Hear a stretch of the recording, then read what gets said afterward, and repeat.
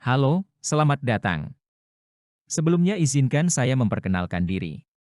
Nama saya, Henry Satria Buwana, nomor induk mahasiswa, 51422120116. Pada kesempatan ini, saya akan menyajikan sebuah presentasi yang merupakan tugas mata kuliah Risk Management. Presentasi dengan judul Finance and Risk Management Research, PTL Nusa Tbk, akan membahas beberapa hal, antara lain, 1. Fenomena menarik mengenai posisi keuangan PTL Nusa Tbk. 2. Permasalahan yang menjadi perhatian akibat fenomena tersebut. 3. Analis fundamental keuangan PTL Nusa Tbk. 4. Pengelolaan manajemen risiko PTL Nusa Tbk. 5. Prospek bisnis PTL Nusa Tbk. Dan terakhir, penutup. Untuk mempersingkat waktu, kita mulai presentasi ini. Silahkan lanjut ke slide berikutnya. PT Nusa merupakan perusahaan badan usaha milik negara, BUMN, yang terdaftar di Bursa Efek Indonesia, bergerak di bidang utama jasa energi, subindustri jasa pengeboran minyak dan gas. Perusahaan yang tercatat di lantai bursa sejak tahun 2008, saat ini memiliki nilai kapitalisasi pasar sebesar Rp3 triliun dengan harga saham per lembarnya senilai Rp424.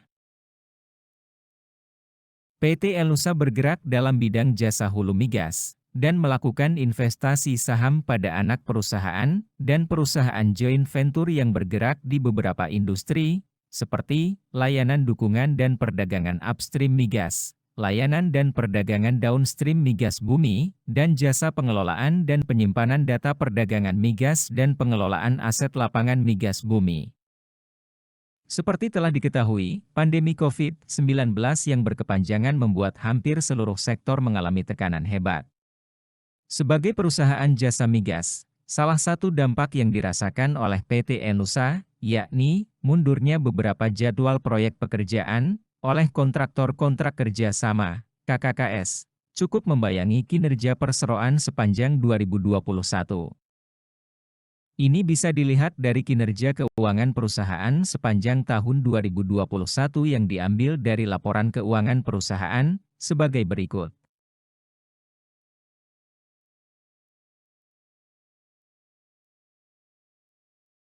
Meski pendapatan usaha konsolidasi di tahun 2021 tumbuh 5% dibanding tahun 2020, menjadi 8,1 triliun, laba bersih perusahaan di tahun 2021 anjlok 56% menjadi Rp108 miliar dibanding tahun 2020 sebesar Rp249 miliar. Ini ditambah dengan beban pokok pendapatan meningkat sekitar 7% menjadi Rp7,49 triliun dibanding tahun 2020 yang hanya senilai Rp6,98 triliun. Tidak hanya itu, dari segi total aset pun terjadi penurunan, di mana total aset perusahaan di akhir tahun 2021 bernilai Rp7,23 triliun, masih lebih rendah dibanding total aset tahun 2020, senilai Rp7,56 triliun, turun 3,5%. Meskipun begitu, terjadi peningkatan kas dan setara kas perusahaan tahun 2021 dengan nilai Rp1,65 triliun, lebih tinggi dibanding tahun 2020 senilai Rp1,23 triliun. Dibanding tahun 2021, PT Nusa mencatatkan kinerja keuangan yang lebih baik di tahun 2022. Ini bisa dilihat pada pendapatan usaha konsolidasi yang bernilai Rp12,3 triliun, meningkat 51,8% dibanding tahun 2021. Laba bersih perusahaan mencatat peningkatan yang fantastis, dengan nilai Rp378 miliar, naik 379% dibanding tahun 2021 yang hanya senilai Rp108 miliar. Ini berdampak pada peningkatan beban pokok pendapatan, yang meningkat sebesar Rp11,39 triliun dibanding tahun 2021, yang hanya bernilai Rp7,49 triliun. Peningkatan signifikan juga terjadi pada total aset perusahaan yang menjadi 8,8 triliun rupiah, naik 21,7% dibanding tahun 2021 yang hanya bernilai 7,23 triliun rupiah. Namun, pada posisi kas dan setara kas, PT Enusa pun mencatat penurunan sebesar 31% menjadi 1,14 triliun rupiah dibanding tahun 2021 senilai 1,65 triliun rupiah. Untuk itu, berdasarkan fenomena yang telah dijelaskan sebelumnya, kami merumuskan beberapa masalah untuk diteliti lebih lanjut. Antara lain, pertama, bagaimana hasil kinerja perusahaan di akhir tahun 2022?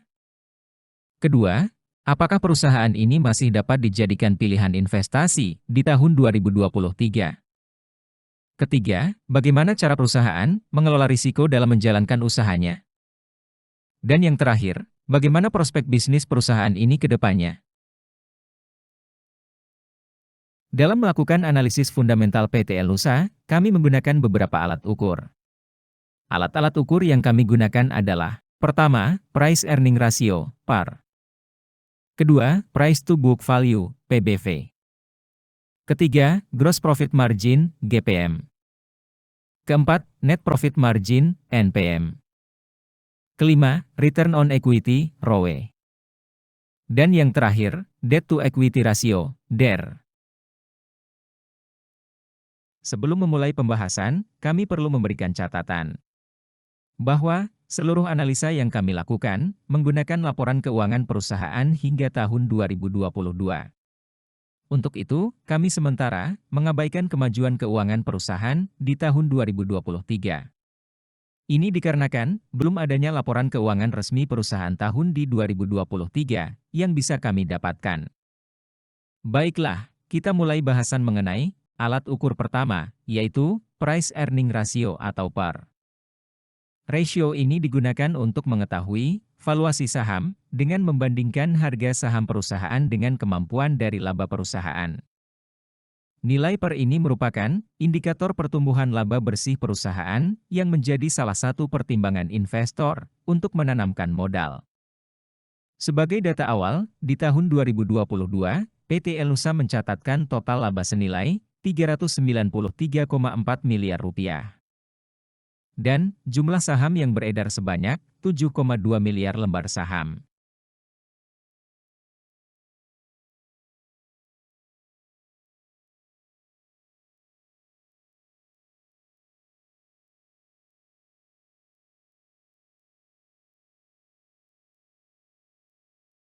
Nilai Price Earning Ratio didapatkan dari rumus harga saham perusahaan dibagi earning per share, EPS. Untuk itu kita perlu mencari dulu nilai EPS ini dengan menggunakan rumus EPS sama dengan total laba dibagi jumlah saham yang beredar. Dari data yang telah kita dapatkan, nilai EPS PT Enusa di tahun 2022 senilai sekitar Rp54.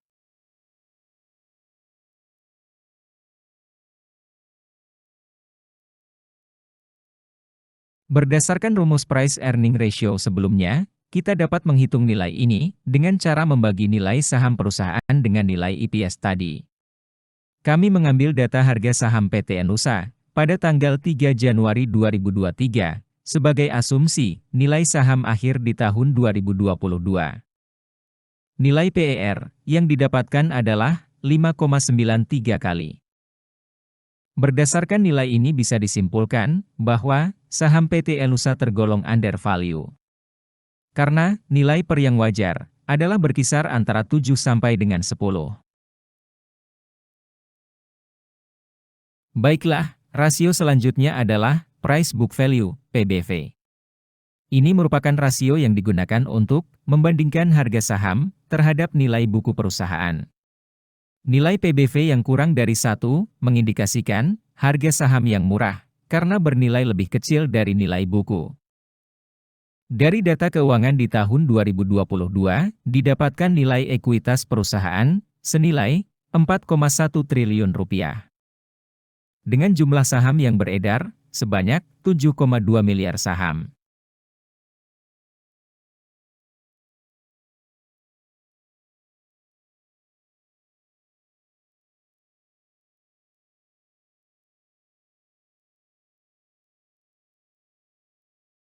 Untuk mencari nilai PBV ini, kita menggunakan rumus PBV sama dengan perbandingan harga saham dengan book value per share, BVS. Untuk itu, kita terlebih dahulu mencari nilai BVS dengan cara membandingkan nilai ekuitas dengan jumlah saham yang beredar. Dari data sebelumnya, kita bisa mencari nilai BVS ini dengan memasukkan nilai-nilai tadi ke dalam rumus di atas. Sehingga nilai BVS yang kita dapat senilai Rp5,63. Umumnya, book value per share digunakan oleh investor, terutama investor nilai, untuk menentukan apakah suatu saham dinilai secara wajar. Jika BVPS kurang dari harga saham, maka itu memberitahu investor bahwa saham tersebut bisa jadi dinilai terlalu tinggi, harganya lebih mahal daripada aset yang menjadi haknya. Bila dilihat, meski tergolong under value, saham PT Elusa tergolong mahal, karena hanya memiliki nilai buku saham sebesar 5,63, jauh dibanding harga sahamnya di lantai bursa.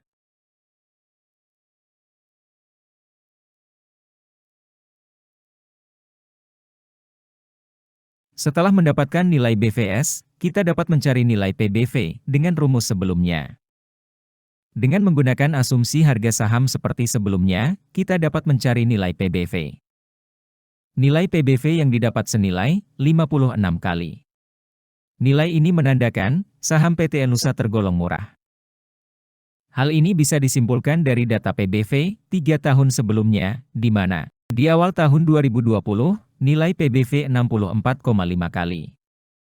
Di awal tahun 2021, nilai PBV 81,9 kali.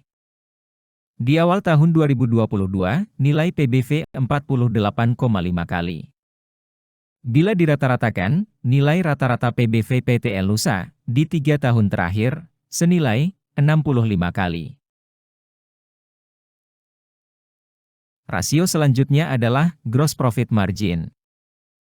Rasio ini digunakan untuk mengukur seberapa besar porsi laba kotor atas seluruh penjualan yang dilakukan oleh perusahaan. Di mana, semakin besar nilai rasio ini, semakin baik pula kondisi keuangan perusahaan. Rumus yang digunakan untuk mencari nilai GPM ini adalah dengan membandingkan laba kotor dengan penjualan. Atau juga bisa dengan cara membandingkan selisih penjualan dan harga pokok penjualan dengan penjualan.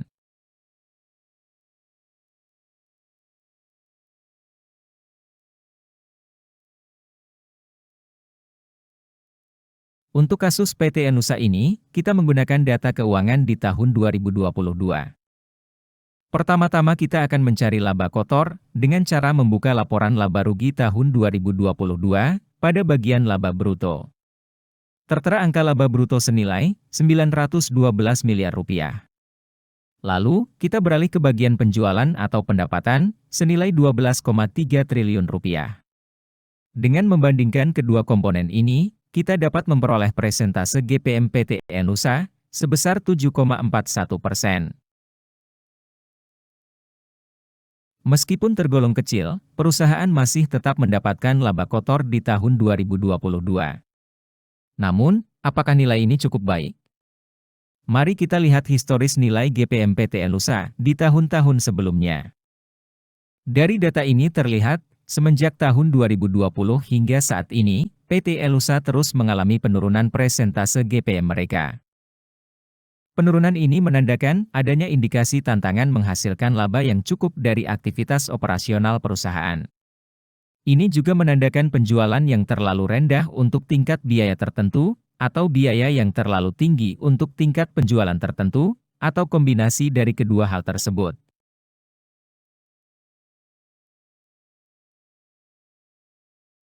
Selanjutnya, kita akan lanjutkan pada alat ukur lainnya, yaitu Net Profit Margin, NPM.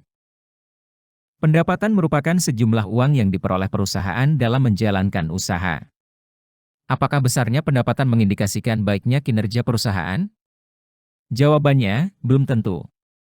Karena, meski pendapatan besar, belum tentu perusahaan dapat memperoleh keuntungan yang besar.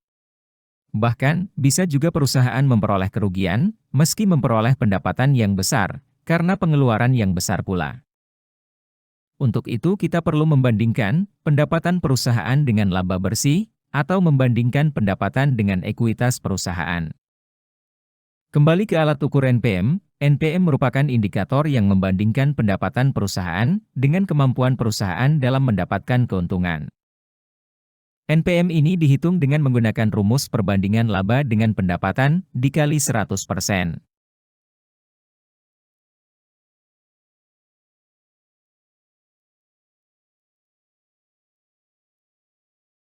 Dengan rumusan yang telah didapat, kita akan mencari nilai NPM PT Elusa di tahun 2022. Pada laporan laba rugi perusahaan di tahun 2022, pada posisi laba, didapatkan nilai 378 miliar rupiah. Masih pada laporan laba rugi, di bagian pendapatan, didapat nilai sebesar 12,3 triliun rupiah. Sehingga, dengan memasukkan angka-angka di atas ke dalam rumus, kita mendapatkan nilai NPM sebesar 3,07%. Mari kita bandingkan nilai ini dengan nilai NPM dari perusahaan lain di industri sejenis pada tahun yang sama. Kita ambil contoh PT Medco Energi, mencatat nilai NPM di tahun buku 2022 sebesar 23%. Ini menandakan rendahnya tingkat margin keuntungan bersih yang dimiliki PT Elusa dibanding perusahaan lain yang sejenis.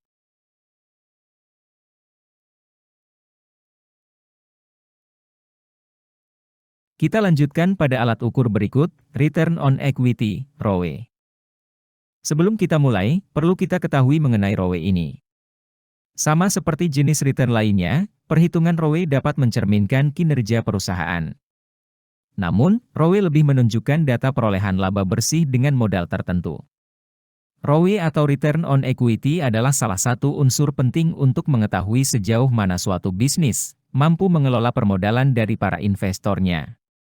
Apabila perhitungan ROE-nya makin besar, maka reputasi perusahaan pun meningkat di mata pelaku pasar modal. Sebab, usaha tersebut terbukti mampu memanfaatkan bantuan modal dengan sebaik-baiknya. Baiklah, pada dasarnya, Return on Equity atau ROE adalah indikator kinerja perusahaan dengan membandingkan laba bersih dan total modal. Nilai ROE dapat dicari dengan menggunakan rumus ROE sama dengan perbandingan laba bersih dengan total ekuitas.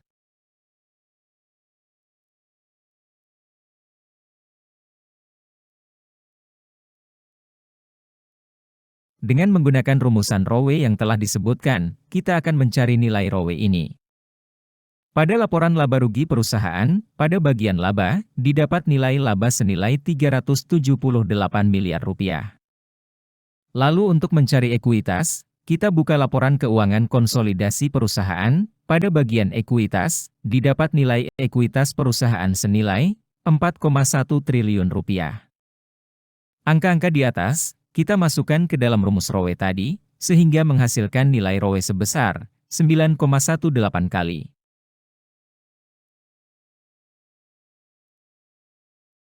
Dengan nilai ROE yang didapat, kita akan memeriksa histori ROE PT Elusa selama 3 tahun terakhir. Dari data ini bisa dilihat bahwa nilai ROE di tahun 2022 lebih baik dibanding 2 tahun sebelumnya. Nilai ROE tahun 2022 PT Elusa tergolong normal.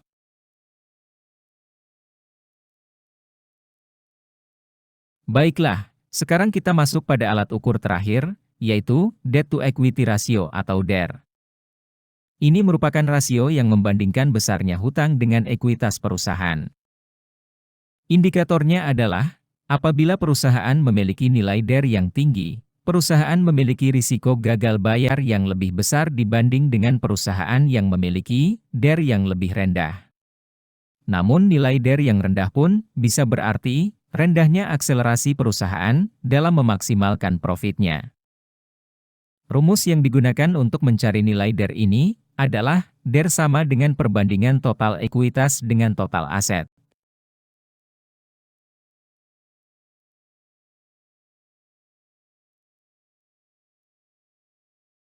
Dengan rumus DER yang telah disebutkan, kita akan mencari nilai DER ini. Dari data-data yang telah disebutkan sebelumnya, kita mengetahui bahwa total ekuitas PT Elusa di tahun 2022 senilai 4,1 triliun rupiah. Total aset yang dimiliki di tahun 2022 senilai 8,8 triliun rupiah. Dengan memasukkan nilai-nilai di atas ke dalam rumus, kita mendapatkan nilai DER PT Nusa sebesar 0,46. Nilai ini menandakan bahwa 46% modal yang dimiliki oleh perusahaan berasal dari hutang. Nilai ini cukup baik, karena nilai DER PT Nusa selama 3 tahun terakhir cukup baik, di bawah angka 1. Dari hasil pengukuran yang telah kita lakukan, sampailah kita pada pertanyaan, apakah PT Nusa masih dapat dijadikan pilihan investasi?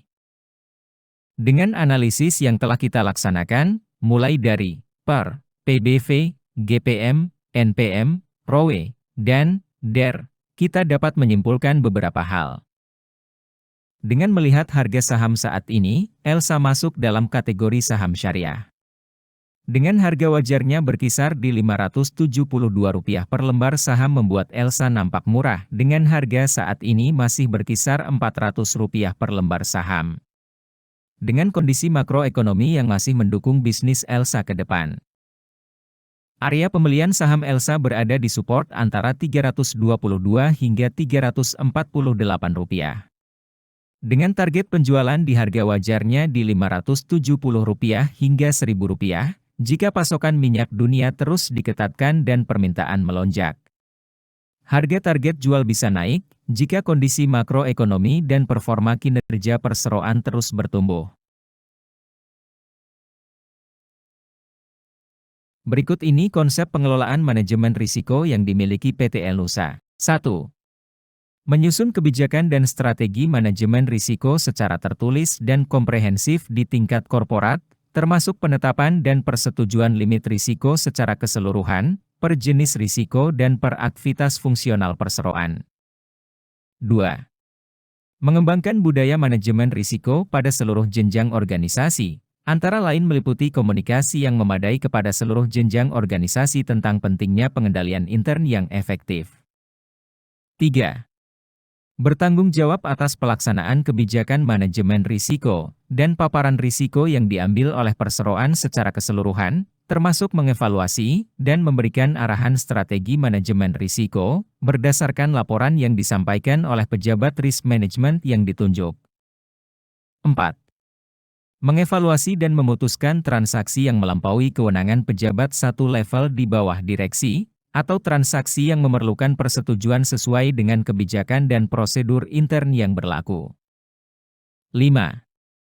Memastikan peningkatan kompetensi sumber daya manusia yang terkait dengan penerapan manajemen risiko, antara lain dengan cara program pendidikan dan latihan secara berkesinambungan, terutama yang berkaitan dengan sistem dan proses manajemen risiko. 6.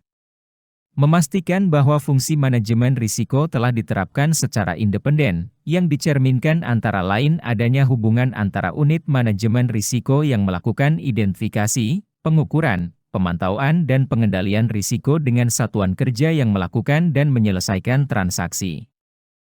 7. Melaksanakan kaji ulang secara berkala dengan frekuensi sesuai dengan kebutuhan perseroan untuk memastikan keakuratan metodologi manajemen risiko, kecukupan implementasi sistem informasi manajemen risiko, ketepatan kebijakan, prosedur dan penetapan limit risiko.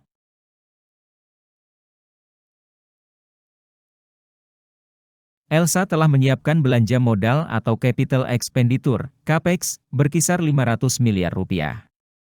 Sebagian besar CAPEX atau sebanyak 46% dialokasikan untuk maintain capacity alat survei seismik darat dan juga perawatan sumur. Lalu sekitar 35% dialokasikan untuk pertumbuhan bisnis pada kegiatan pemeliharaan kapasitas kelengkapan seperti pekerjaan hydraulic workover, mobile well testing serta jasa distribusi dan logistik energi untuk pembangunan dan revitalisasi terminal petroleum liquefy gas di Kolaka, Tanjung Pandan, dan Labuan Bajo. Sisanya akan digunakan untuk segmen jasa penunjang migas dan non-project. Pada semester pertama tahun 2023 ini, Elsa mengalokasikan belanja modalnya untuk membeli accommodation work bark offshore jenis tongkang kerja yang siap dipergunakan dalam mendukung optimalisasi produksi migas melalui kegiatan workover dan well intervention. Hal ini tentunya sejalan dengan program pemerintah Indonesia dalam menetapkan sasaran mempercepat realisasi target 1 juta barel minyak dan 12 BSCFD gas demi ketahanan energi nasional masa depan. Perseroan juga optimistis dapat memperoleh kontrak-kontrak baru di 2023. Untuk target perolehan kontrak baru di 2023 diproyeksikan sebesar 40% dari target pendapatan perseroan 2023. Target tersebut masih sejalan dengan proyeksi di tahun sebelumnya. Untuk pekerjaan pada kontrak tersebut didominasi pada jasa hulu untuk pekerjaan akuisisi seismik dan processing serta perawatan sumur workover service. Elsa juga masih melanjutkan existing project. Saat ini hingga berjalannya tahun 2023, pada jasa hulu, Elnusa tengah mengerjakan existing project untuk pengeboran sumur pengembangan, melanjutkan beberapa proyek pekerjaan survei seismik, serta ada beberapa prospek pada pekerjaan maintenance fasilitas penyaluran jalur migas dan konstruksi migas. Sementara pada jasa distribusi logistik energi, perseroan masih akan mengerjakan beberapa perpanjangan kontrak existing dan juga pengembangan market di Pertamina Group. Adapun pada jasa penunjang, Elnusa akan memperluas strategic partnership dan meningkatkan bisnis offshore support serta melakukan peningkatan pada pekerjaan ICT. Selain itu, harga minyak dunia terpantau menguat didorong dari perpanjangan pengurangan produksi minyak secara sukarela sebesar 1 juta barel per hari untuk bulan Agustus hingga September 2023 oleh Arab Saudi. Produksi kerajaan Arab untuk September akan menjadi sekitar 9 juta barel per hari, berdasarkan data resmi dari Kementerian Energi.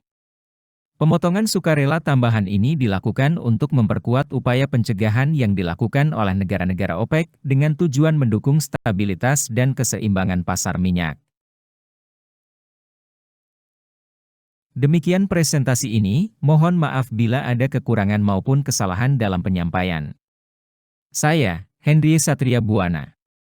Terima kasih atas perhatiannya.